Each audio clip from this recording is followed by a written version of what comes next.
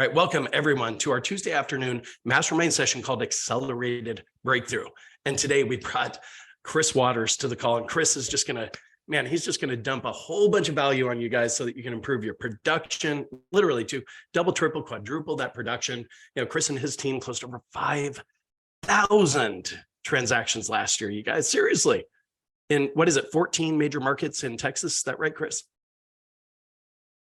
And Chris, you're muted. If you don't mind, unmute yourself, bro. I'm so sorry. I keep hitting that mute button. My bad. So we have 18 teams, so 18 groups across the US and Canada. In Texas, we have five teams in Texas, and then the rest are spread out. That's fantastic, Chris. And how many transactions do you collectively close last year? Yeah, so our kind of like, collectively out of those 18 teams, we'll do just over 5,000 closings. I just started expanding about 3 years ago. So our kind of like main hub, Austin, if you will, we'll do between 500 and 600 closings this year. And it's been, our Austin group, has been pretty consistent around 500 to 600. That's pretty phenomenal. A lot of the growth has come from, expanding in other geographic areas. All right. So I'm just going to rapid fire some questions, okay? Because I know these guys want to hear everything you have to offer. So tell me, what is your number one source for lead generation? Where are they coming from? So we'll divide it between buy side and sell side. So on the buy side, our best lead sources, and what I mean by best is they're the fastest converting, and they have the highest conversion rates. There's three of them. It's Sign Calls, the agent's spheres, and number three is the organic web leads we get on our listings. Interesting. Okay. So people that are like intentionally clicking the button right on our listings, like online. And so these aren't like PPC campaigns. This is like when we pay to be like the preferred agent or whatever on our own listings on realtor.com as an example. So I think we pay like $1,200 a month or something. And basically we get exclusive access to our own leads. So wild. They get to sell us our leads back to us. Thank you so much, realtor.com. Gotta love that. No doubt about it. Okay, on the listing side, what's your number one lead magnet? I mean, in marketing, we do recognize that we can't give them what they need, right, gang? Yeah. I mean, they need all kinds of things. They need a great realtor. They need a stager. They need somebody to come in and do touch-up paint or freshen up the landscaping. They need all kinds of things. In marketing, we can't give them that. We must give them what they want. So Chris, what are you finding? What do they want? What is the lead magnet that's actually getting people to either pick up the phone, give you a call, or that clickbait that's making them click to, register and pay for the information they receive, not with money, but with their identity? Talk to me. Yeah. Yep. So on the listing side, our top lead sources are mass media. So, and again, when I say best lead sources, I mean the leads that are the fastest converting in the shortest time period. They are coming in from radio, TV, billboards. And then on the digital marketing side, the lead source that converts the fastest and has the highest conversion rate are a variation of different keyword strings that people might be typing in online. For example, I need to sell my home for cash. I need to sell fast. For whatever reason, we've spent, I don't even know, hundreds of thousands on, on PPC millions, but the distressed sellers that go on Google and type in these various keyword strings, like I need to sell real fast or whatever. Those are leads that are ready to transact in like 30, 60, 90 days, worst case. And the conversion rates are really high. Like 1 out of 7 leads is going to turn into a deal. The cost of these leads are very high, but that would be the fourth lead source. So again, offline, we got radio, TV, billboard. On digital, distressed seller campaigns on pay-per-click, not Facebook, pay-per-click on Google. Those are going to be the best ones on online. Depending on where you guys are at in your career, a more inexpensive solution to generate these distressed seller leads is there's a company out there called Z Buyer, like Z like zebra buyer. And you can, basically Z Buyer aggregates like 3 people per area. And then they'll take that, cumulative amount of dollars and they can allocate enough money between three people to buy leads in that area, and it'll generate distressed sellers. And ZBuyer, most of their customers that they sell leads to are investors. And so you're not competing with a lot of realtors, you're competing with a lot of investors when you go on these appointments. But speaking to how to convert these leads and calls to action, which is what Sean asked about, the big call to action we're pushing right now is we guarantee to sell your home at a mutually agreed upon price, or we'll buy it.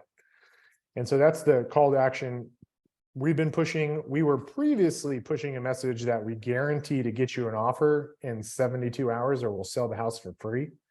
So we were doing that for like 2.5 years when the market was really hot. But as you guys know, most markets across the US, about 6 months ago, market shifted like crazy. And so we shifted back to the, we guarantee to buy it, we guarantee to sell it at a mutually agreed upon price and deadline. And if the deadline passes, we'll buy it at that predetermined price. And so that's what we shifted to about 6 months ago. Good, Chris. And obviously it's working, no doubt about that yet. Yeah. Tell me about the fine print. I mean, you're not paying full retail value for these homes, undoubtedly. Yeah. So basically the way the guaranteed sale addendum works is we establish a price. And if there's any ambiguity about price, like the seller is like, no, screw you guys, that price is horrible, there's language in there that says we'll hire a third-party appraiser. I actually love it when they get the third-party appraiser, because then it's somebody else giving them the bad news that the house isn't worth as much as they think it is. And then we have the fine print says, like, for example, if the house has had mold, insurance claims in excess of $10,000, it's got foundation issues where the foundation has shifted more than 1.75 inches, the house automatically doesn't qualify. The other thing is, if the house, we're going to do a calculation on the house for something called the market absorption rate. And so when we do the market absorption rate calculation, if the market absorption rate is higher than 6 months, the house doesn't qualify. And honestly, we'll actually do the deal if somebody's got more than 6 months of inventory. But the truth is, when we tested this before, when the absorption rate's that high, you have to buy the house at a pretty big discount in order to take into account the carrying costs. Because if there's more than 6 months of inventory, it's going to take a long time for that sucker to sell. And so this carrying costs, they're going to eat your lunch. So we just put in there, like, your house doesn't qualify if there's more than 6 months. And then to be in the program, you have to get a inspection done. You have to cure any deficiencies in the inspection report. And the last item is they have to agree to 4 predetermined price drops. Each price drop is at about 2.5% on average. The price drops happen every 14 days. So at the end of 60 days, we're essentially going under contract to buy it if we don't sell it. And then the seller will have to pay us a premium commission. So our commission rate is 8% on those deals. And so, whatever that final listing price is, let's say it's $400,000 after the 4 price drops, it's $400,000. We'll put that on the contract. That's the sales price. But then we're backing out the agent commissions, the 8%, and then we're also backing out our closing costs. And so that's ultimately the fine print of the guaranteed sale program. I don't know where everybody is in their career. When I first started doing this, I set up a line of credit. So there's what are called state chartered banks out there, and you could pledge $100,000 and they'll give you $500,000 worth of line of credit. And it's actually called an asset guidance line of credit, meaning, like, you can't just take $500,000 in cash out of there. It's got to be backed by a deed of trust on a property. And so the leverage is great. It's 5-to-1 typically, meaning you pledge $100,000, they give you 500. The money basically that I pledge sits in a TD Ameritrade account. And I had to sign this pledge agreement. It says, hey, I'm not going to take any money out of the account. It's going to stay locked up in there. And then I have it invested in like index funds or whatever. So that's how I set up the line of credit back then. If you're not in a position to do the guaranteed sale program, another easy option is just guaranteeing you'll sell it within a certain time frame, or you'll sell it for free. Yeah. And not collect any commissions. So that's another way if you're not in a position to buy the house. But ultimately, what sellers are looking for right now, because the market's so crazy in a bad way, unfortunately, not like 6 months ago when it was crazy in a good way, but they're looking for certainty. So the clickbait is all catered to appeasing, certainty. If we have any Tony Robbins fans in here, Tony Robbins always says the thing people will pay an infinite amount of money for is certainty. And so that's essentially what the clickbait is. But the truth is, I'm actually in the middle of buying one of the houses that we didn't get an offer on it. And I'm going to be buying it. So, but it's not a big deal. I'm buying it at a good price, and I'm going to rent it out and it'll cash flow. So. Right on. Good for you, Chris. Now, I was speaking with a good friend of mine, Lance Logan, who that's also his number one lead magnet. If we can't sell your house, we'll buy it. And or the cash offer, meaning we'll give you a cash offer in 24 hours, close as soon as 10 business days. Interested, pick up the phone, give us a call, right? And he said, Sean, it's funny to me that I've been offering that for the last 12 years. I've only bought one house through that guaranteed sale program. And most of the people who reach out to us and say, hey, I want my cash offer, or I want to list with you because you got this guaranteed sale. When the listing agent goes out to list the property, they don't even ask the questions about that program. It's just the whole purpose of marketing, you guys. And here's what I want you to get your mind around is to get people to simply raise their hand. Say, hey, I'm interested in what you have to offer. Now, Chris, is it the same with you where you're offering this, if we can't sell your house, we'll buy it, where your listing agent goes out, lists the property, it's not even brought up during the listing presentation? Talk to me. Yeah. So, I mean, we've been doing the guaranteed sale deal for, 12 years too, very similar to Lance. And most of the deals that, when we would go on the listing appointment and they were like really hammering the guaranteed sale program, it was typically a distressed seller. And, the house was like completely messed up, bad foundation, bad roof. And it was like the ideal flip property. So the guaranteed sale program created a nice revenue stream. I used to flip the properties. Now we just wholesale them. But, the revenue stream, it was a straight profit, was around 500 grand. When we ran the guaranteed sale program, because the people that actually, were really insistent on getting the price were typically in this really distressed situation. And you could, buy the house, flip it or whatever. But in terms of people signing up for the guaranteed sale program, it's less than 1%. And you know what? I've heard a lot of people say, hey, that's fish and bait and whatever. But, what's funny is my group in Austin represented Zillow offers. So we represented Zillow in the acquisition of homes. And they would have between 3,000 and 4,000 people click the button, get an offer on my house per month. 3,000 to 4,000. And guess how many homes Zillow actually bought? Take a wild guess. 30. So it's about 15. So our total was 15. So literally they would 3,000 to 4,000 people a month were clicking on that button. And then Zillow called them to vet them out to see if they were like ready to move in 90 days. And then out of that, if you imagine like a funnel, right? So there's like 3,000, 4,000 people at the top. And in the middle of the funnel are the people that are like, yeah, we'll sell our house in the next 90 days. And so then they pushed it to my team and we had to do the CMA. And then we were telling Zillow like, hey, this is what you should offer. And so we were doing 700, 800, 900 CMAs a month. So just think about that, the amount of time that takes. Oh, Lord. I hired a team of appraisers to do it, like literally eight hours a day. Appraisers are appraising houses all day. And out of those 900 CMAs we were literally buying like 15 houses. I don't even know what the math is on that. 15 out of 3,000 to 4,000 leads. I don't know. It's less than 0.5%. Yeah. And so, like, hey, my deal was better than Zillow's, and I'm not a publicly traded company. So, for all those people talking trash about, fish and bait, it's a lot better than what the iBuyers are doing. Undoubtedly. Well, Chris, how many listings did you take as a direct result of that? Through the Zillow program, or just like generally speaking, how many listings do we take? Generally speaking. So really, I want to make sure you guys have the right context. So like I started in Austin, Texas, and so that's my home base. And so I have an immense amount of brand equity there. And, these expansion teams I've referenced, like they're not that old. Like my group in Dallas is, 9 months old. My group in San Antonio is 2 years old. Most of my teams that are, spread out most of them are like, less than 3 years old. So I hate just like spitting out numbers of like, how many listings we're taking per team, because what happens is like, as you guys grow your business and you start investing in more marketing and you develop more brand equity, everything gets just significantly easier. Like as you add these layers of marketing to generate leads, you start having people say, oh my God, I see you everywhere.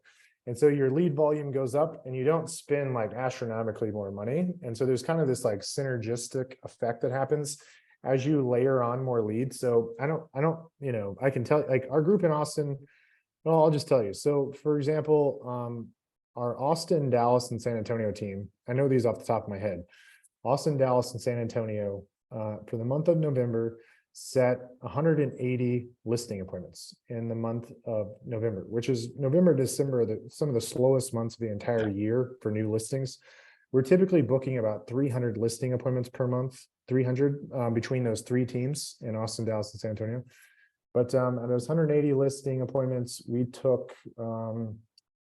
let's see, so we're averaging about 45% conversion right now, which I know is terrible. But yeah, whatever that works out to, it's roughly 45%. If you guys are out there, y'all are out there in the trenches, right? You understand the deal. Like sellers, they don't understand how much prices have changed, right? I mean, I don't know what y'all's market is like, but in Austin, Texas, our inventory went up 400% since May. We've seen a 20% decrease in pricing since May. Dallas and San Antonio aren't as bad. My groups in like Indianapolis are doing fine. I got one in Jacksonville doing fine.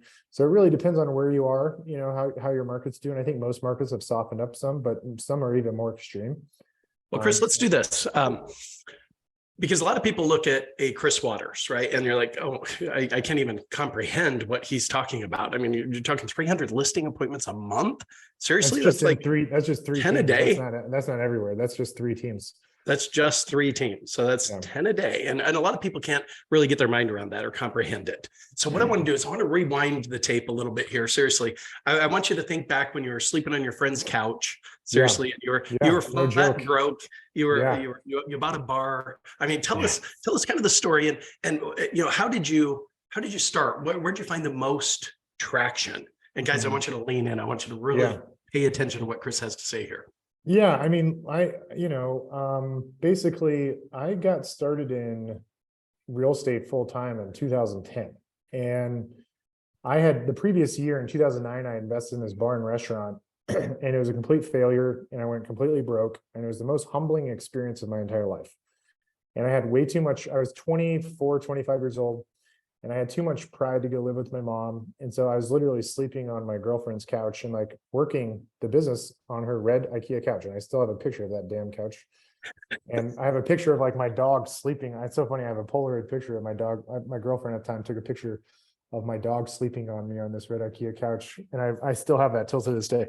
So anyways, I was like flat broke in 2010. And this bar and restaurant I owned, we literally had chains put around the door and I had the Texas Alcohol Beverage Commission calling me.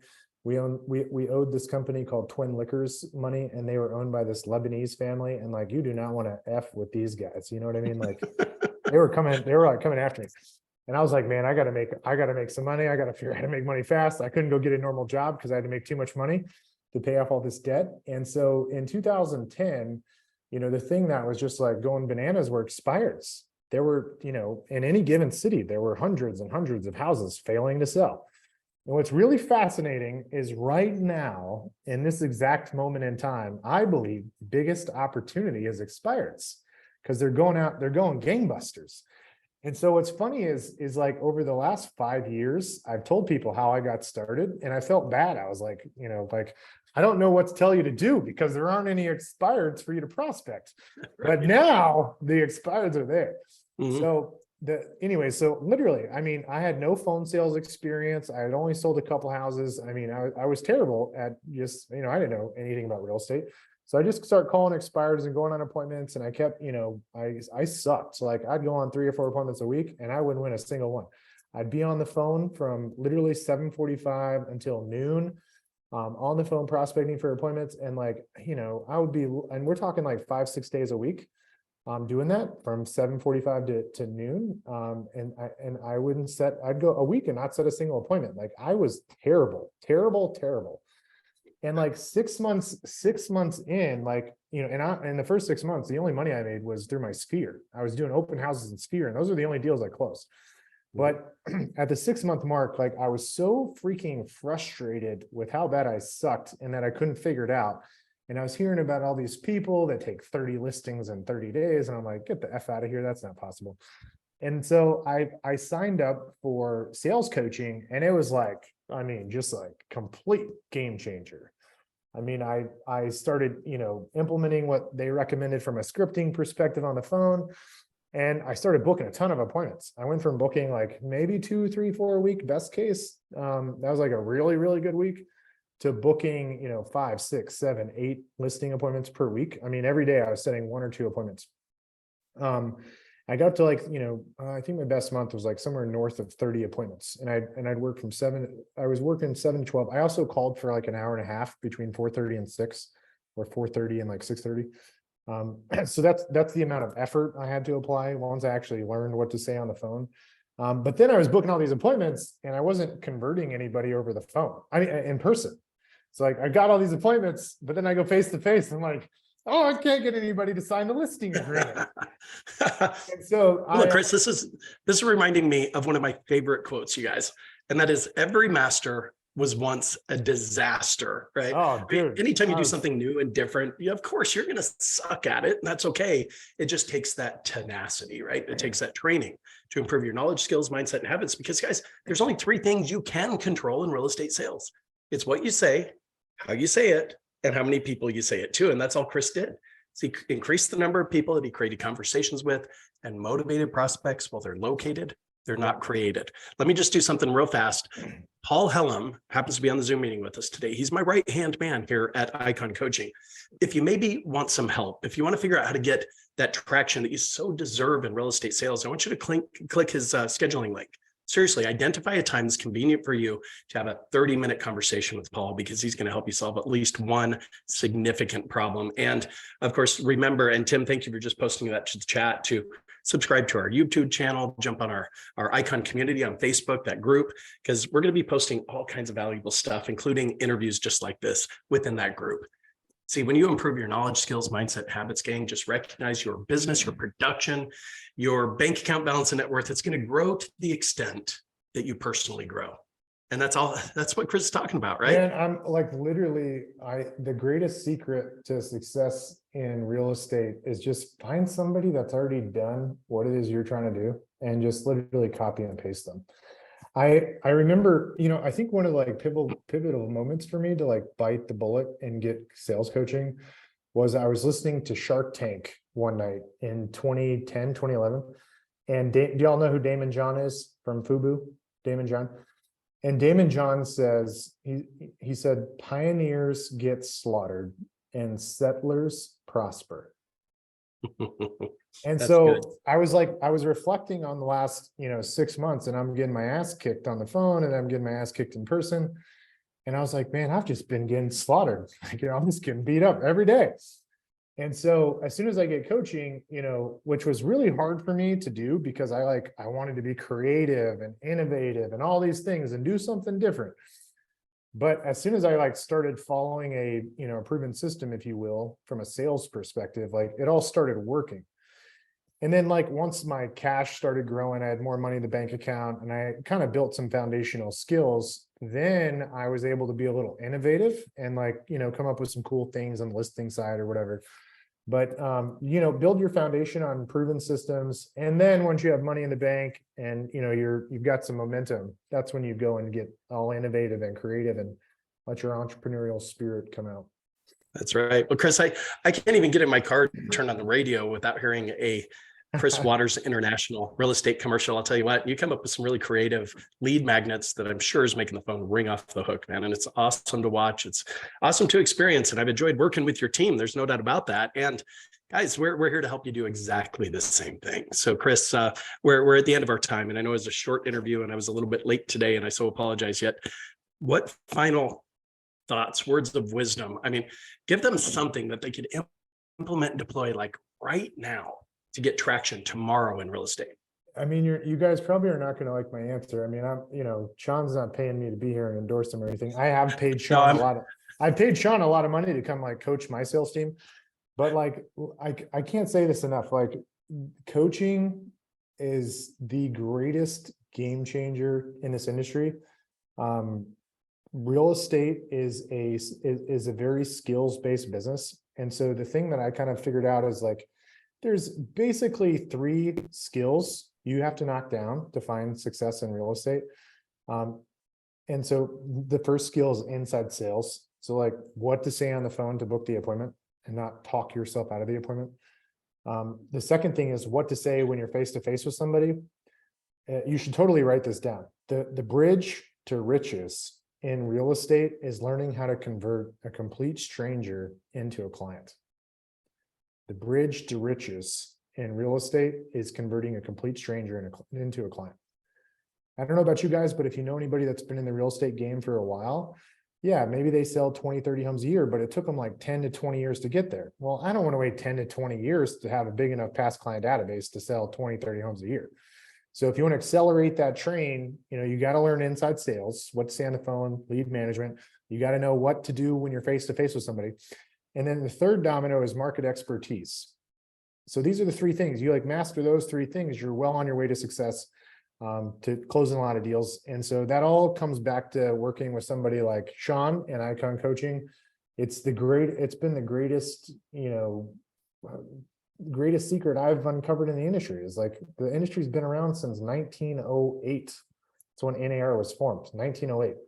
So like there's not a whole lot of innovation left in this industry. And if you want to be innovative, you better go raise a couple $1 billion like Opendoor and Offerpad to be innovative.